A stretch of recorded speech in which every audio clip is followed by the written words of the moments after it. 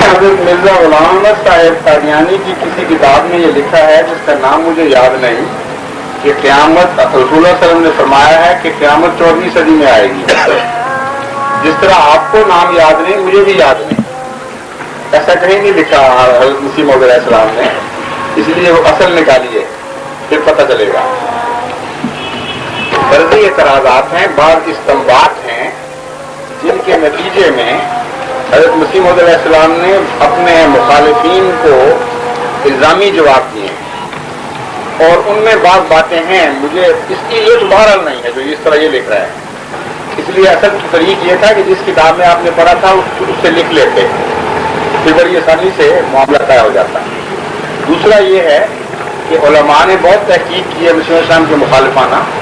آپ کسی وقت ان سے پوچھ لیجئے کہ کس کتاب میں یہ بات لکھی، پھر وہ مجھے دکھائیے، میں آپ کو اس کا جواب دوں گا. دیکھو تو لکھا کیا ہے اور کہاں لکھا ہے.